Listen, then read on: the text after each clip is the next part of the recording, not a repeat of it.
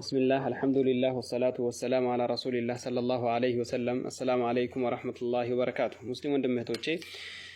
الله سبحانه وتعالى حقا بحقنته ያሳየን የምንጸናበት ያድርገን ባጢልን በባጢልነቱ ያሳየንና የምንረቀው የምንጠነቀቀው ያድርገን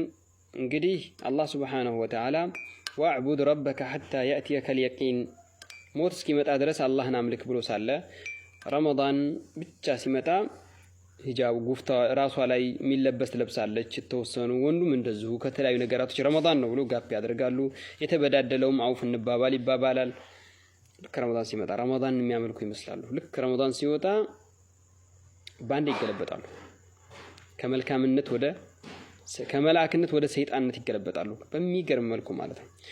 በጥቅሉ ልናገር የመጣሁት እኔ አላህ Subhanahu Wa Ta'ala ረመዳን ውስጥ የሚመለካል ከረመዳን ውጭ የሚመለካል በረመዳን ውስጥ መልካም ረመዳን ልክ ሲወጣ ሰይጣን የምትጫወቱ ሰዎች እንደው ግን ረመዳን ነው የምታመልኩት ወይስ አላህን Subhanahu Wa Ta'ala ነው የምታመልኩት እስቲ ቆም ብሉና አስቡት አረ ረመዳን ነው ቆይ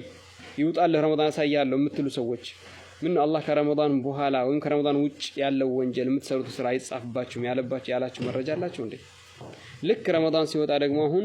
አላህ Subhanahu Wa Ta'ala ወሊቱከብሩላህ على ما هداكم ولعلكم تشكرون እንዳለ ሁሉ በዓልን አስመልክቶ ዒድን አስመልክቶ አልታመሰግኑ ዘንድ የተባለውን ታምጹት ዘንድ የተባለ ይመስላልና በጣም በድልቂያ በጭፈራ በእክትላጥ ጉዳጉርትና ያለን ወዴት ነው ነገሩ ግን ሌሎቹ ደግሞ በወንጀል ላይ የተዘፈቀ በስህተት ላይ በኸጣዎች ላይ በጣም ድንበር በማለፍ ላይ የተጋፈጣችሁ ደግሞ ወንድም እህቶቼ ያላህ አንቀጽ እንዳትረሱ قل يا عبادي الذين اسرفوا على انفسهم لا تقنطوا من رحمه الله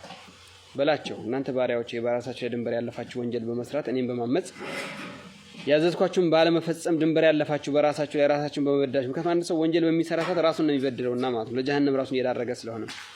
لا تقنطوا من رحمة الله كالله اذن تسفات تقرطوا لمن ان الله يغفر الذنوب جميعا الله ወንጀልን ሁሉ እኮ ይቅር ባይ ነው አላህ ይቅር ባይ ነውና አትርሱ በነገራችን ላይ ደግሞ በተቃራኒው ደግሞ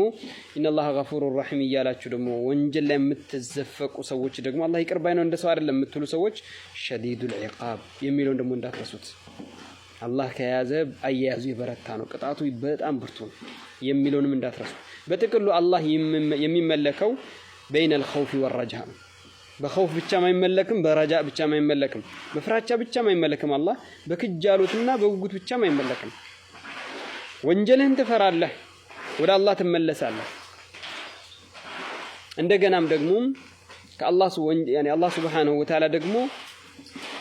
ኸይር ነገራቶች እንዳሉትና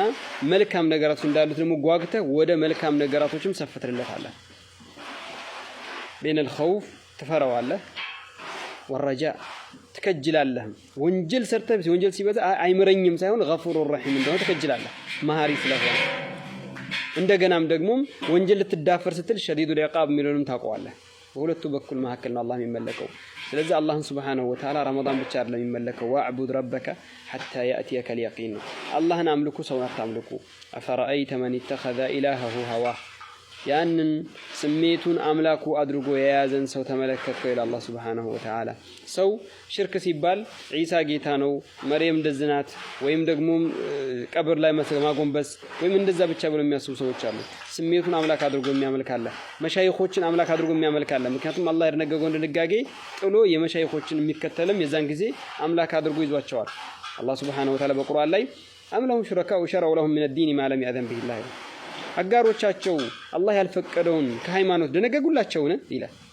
በሌላ አንቀጽም ነብያችን አላህ Subhanahu Wa Ta'ala ምን ይላል اتخذوا احبارهم ورهبانهم اربابا من دون الله ይላል አዋቂዎቻቸውንና ዑባዶቻቸውን ከአላህ ውጭ አምላክ አድርገው ያዙ ይላል አዲይ ኢብኑ ሐቲም ይሄንን አንቀጽ በሰማ ሰዓት ያ ረሱላህ አና መልካቸውም እኮ አለ ስለሚያጉዳዩ ማለት ነው አና መልክም እኮ ሲል አላህ ሐራም ያደረገን ነገር ሐላል ሲያደርጉ አላህ ሐላል ያደረገን ነገር ሐራም ሲያደርጉ እሰይ ብላችሁ አብራችሁ ተቀበሉ የለ እንዴ ያሉት አዎ አላቸው ነብያችን ሰለላሁ ዐለይሂ ወሰለም ምናት ወዛሊከ ኢባደቱሁም ወዛከ ኢባደቱሁ ከማ ቃል ዐለይሂ ሰላቱ ወሰለም ያኮ እነሱ ማምለክ ነው አሉ ስለዚህ ሙሸሪዕ ዲን ደንጋጊ አላህ ነው መልእክተኛ ሰለላሁ ዐለይሂ ወሰለም ሙበልግ ከአላህ አድራሽ ናቸው